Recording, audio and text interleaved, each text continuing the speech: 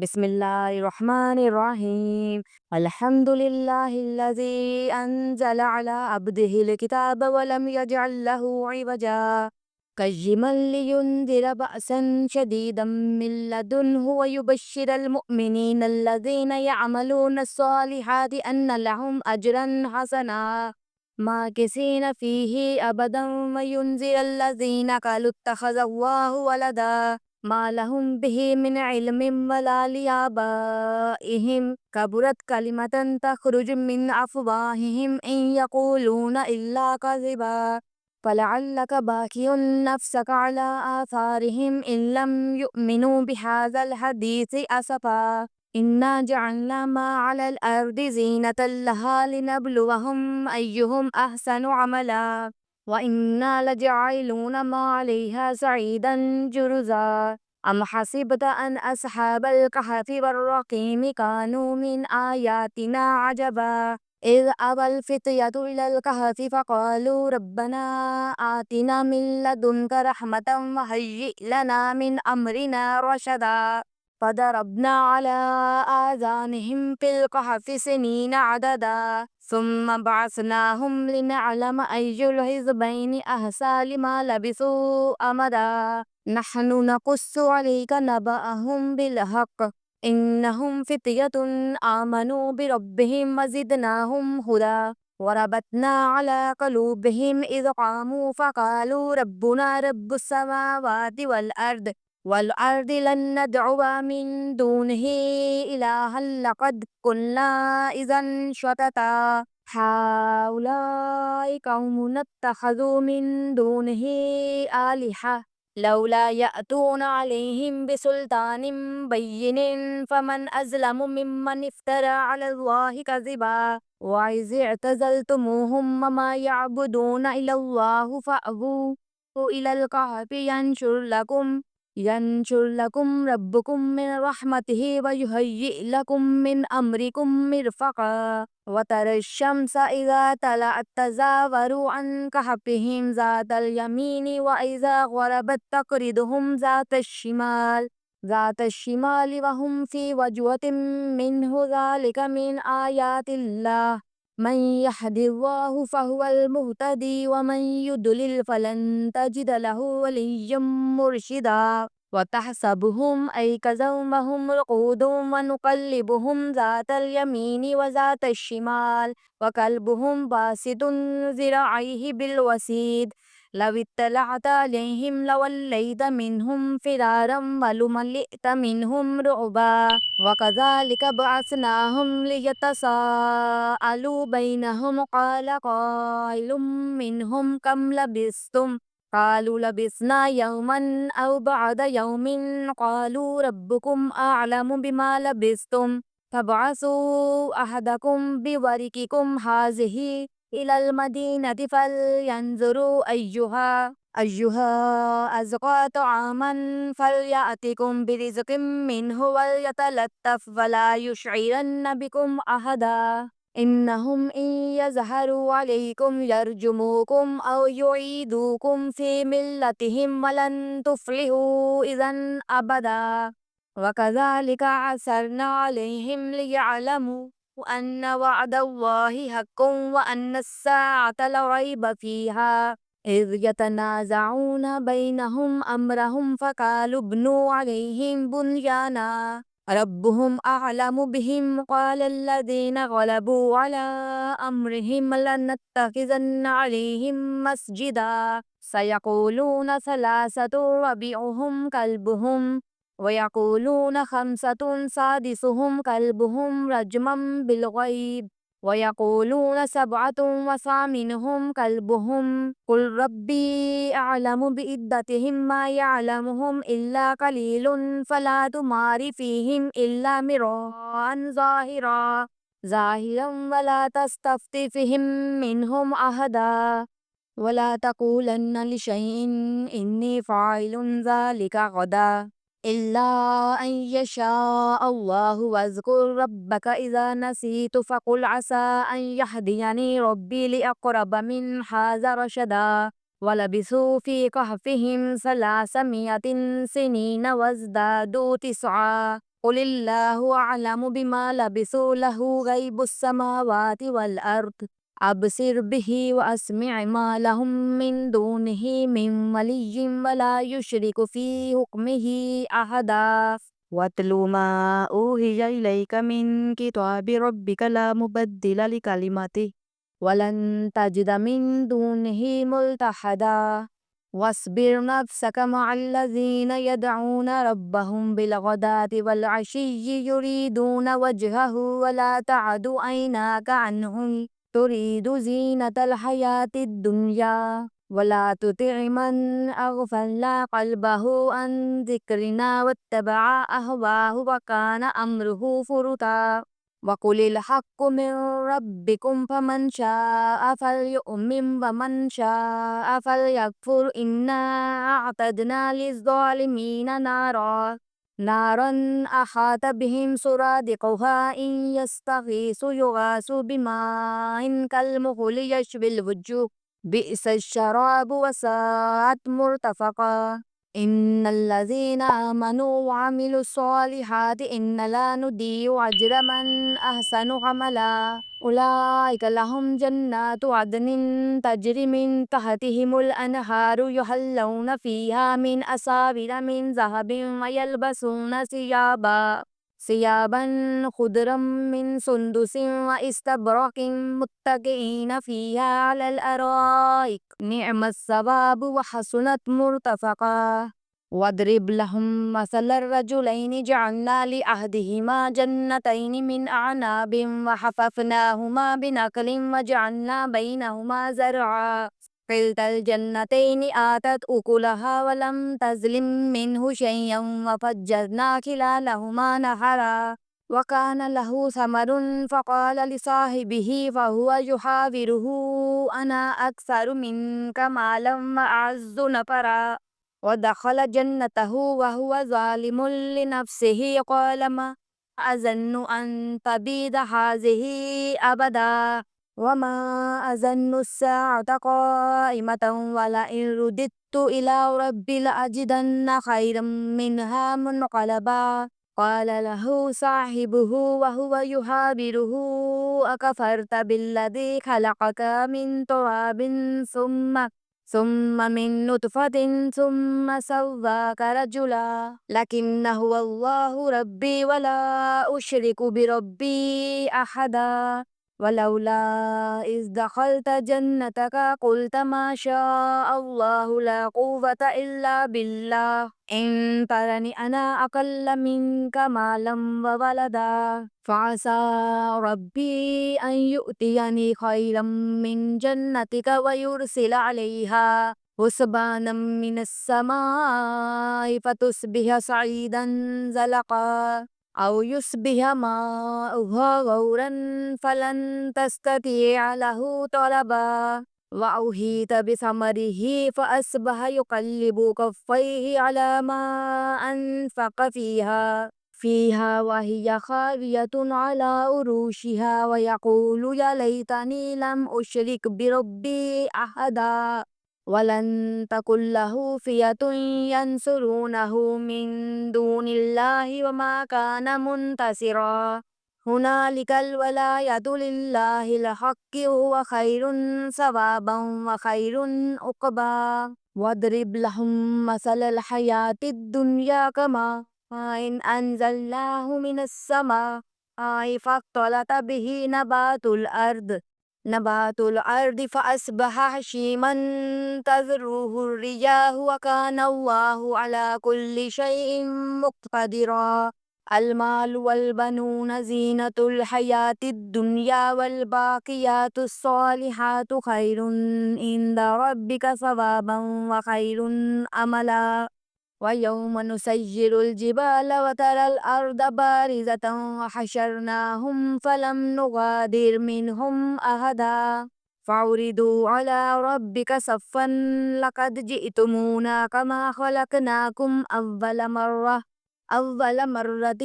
بل زعمتم أن لن نجعل لكم موعدا ووضع الكتاب فترى المجرمين مشفقين مما فيه فيه ويقولون يا ويلتنا ما لهذا الكتاب لا يغادر صغيرة ولا كبيرة إلا أحصاها ووجدوا ما عملوا حاضرا ولا يظلم ربك أحدا. وإذا قلنا للملائكة اسجدوا لآدم فسجدوا إلا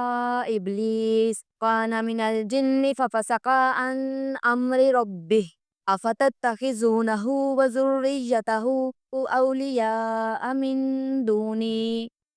دوني وهم لكم عدو بئس للظالمين بدلا. ما أشهدتهم خلق السماوات والأرض ولا خلق أنفسهم وما كنت متخذ المضلين عضدا. ويوم يقول نادوا شركائي الذين زعمتم فدعوهم فلم يستجيبوا لهم وجعلنا بينهم موبقا. ورأى المجرمون النار فظنوا أنهم مواقعوها ولم يجدوا عنها مصرفا. ولقد صرفنا في هذا القرآن للناس من كل مثل وكان الإنسان أكثر شيء جدلا. وما منع الناس أن يؤمنوا إذ جاءهم الهدى ويستغفروا ربهم إلا أن تأتيهم سنة الأولين أو يأتيهم العذاب قبلا. وما نرسل المرسلين إلا مبشرين ومنذرين ويجادل الذين كفروا بالباطل ليدهدوا به الحق واتخذوا آيات وما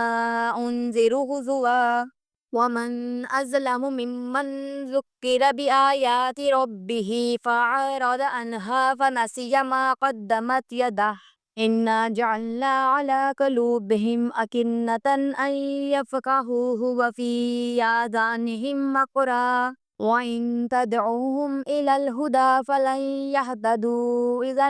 أبدا. ربك الغفور ذو الرحمة لو يؤاخذهم بما كسبوا لعجل لهم العذاب بل لهم موعد لن يجدوا من دونه موئلا. وتلك القرى أهلكناهم لما ظلموا وجعلنا لمهلكهم موعدا. وإذ قال موسى لفتاه لا أبرح حتى أبلغ مجمع البحرين أو أمضي حقبا فلما بلغ مجمع بينهما نسيا حوتهما فاتخذا سبيله في البحر سربا.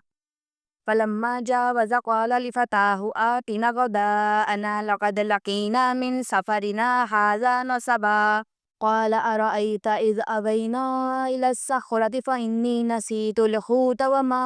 أنسانيه إلا الشيطان أن أذكره واتخذ سبيله في البحر عجبا. قال ذلك ما كنا نبغي فارتد على آثارهما قصصا فوجد عبدا من عبادنا آتيناه رحمة من عندنا وعلمناه من لدنا علما. قال له موسى هل أتبعك على أن تعلمني مما علمت رشدا قال إنك لن تستطيع معي صبرا وكيف تصبر على ما لم تحط به خبرا. قال ستجدني إن شاء الله صابرا ولا أعصي لك أمرا. قال فإن اتبعتني فلا تسألني عن شيء حتى أحدث لك منه ذكرا. فانطلقا حتى إذا ركبا في السفينة خرقها قال أخرقتها لتغرق أهلها لقد جئت شيئا إمرا. قال ألم أقل إنك لن تستطيع معي صبرا. قال لا تؤاخذني بما نسيت ولا ترهقني من أمري عسرا. فانطلقا حتى إذا لقيا غلاما فقتله قال أقتلت نفسا زكية بغير نفس لقد جئت شيئا نكرا. قال ألم أقل لك إنك لن تستطيع معي صبرا. قال إن سألتك عن شيء بعدها فلا تصاحبني قد بلغت من لدني عذرا. فانطلقا حتى إذا أتيا أهل قرية استطعما أهلها فأبوا أن يضيفوهما فوجد فيها جدارا يريد أن ينقض فأقامه قال لو شئت لاتخذت عليه أجرا قال هذا فراق بيني وبينك سأنبئك بتأويل ما لم تستطع عليه صبرا أما السفينة فكانت لمساكين يعملون في البحر وأردت أن أعيبها وكان وراءهم ملك يأخذ كل سفينة غصبا وأما الغلام فكان أبواه مؤمنين فخشينا أن يرهقهما طغيانا وكفرا فأردنا أن يبدلهما ربهما خيرا منه زكاة وأقرب رحما وأما الجدار فكان لغلامين يتيمين في المدينة وكان تحته كنز لهما وكان أبوهما صالحا فأراد ربك أن يبلغا أشدهما ويستخرجا كنزهما رحمة من ربك وما فعلته عن أمري ذلك تأويل ما لم تستطع عليه صبرا ويسألونك عن ذي القرنين قل سأتلو عليكم منه ذكرا إنا مكنا له في الأرض وآتيناه من كل شيء سببا فأتبع سببا حتى إذا بلغ مغرب الشمس وجدها تغرب في عين حامية ووجد عندها قوما قلنا يا ذا القرنين إما أن تعذب وإما أن تتخذ فيهم حسنا قال أما من ظلم فسوف نعذبه ثم يرد إلى ربه فيعذبه عذابا نكرا وأما من آمن وعمل صالحا فله جزاء الحسنى فسنقول له من أمرنا يسرا ثم أتبع سببا حتى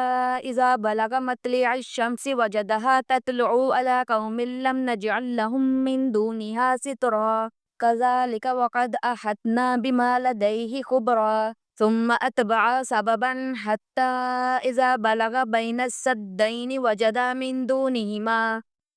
دونهما قوما لا يكادون يفقهون قولا قالوا يا ذا القرنين إن يأجوج ومأجوج مفسدون في الأرض فهل نجعل لك خرجا على أن تجعل بيننا وبينهم سدا قال ما مكني فيه ربي خير فأعينوني بقوة أجعل بينكم وبينهم ردما آتوني زبر الحديد حتى إذا ساوى بين الصدفين قال انفخوا حتى إذا جعله نارا قال آتوني أفرغ عليه قطرا فما استطاعوا أن يظهروه فما استطاعوا له نقبا قال هذا رحمة من ربي فإذا جاء وعد ربي جعله دكا وكان وعد ربي حقا وتركنا بعدهم يومئذ يموج في بعض ونفخ في الصور فجمعناهم جمعا وعرضنا جهنم يومئذ للكافرين عرضا الذين كانت أعينهم في غطاء عن ذكري وكانوا لا يستطيعون سمعا أفحسب الذين كفروا أن يتخذوا عبادي من دوني أولياء إنا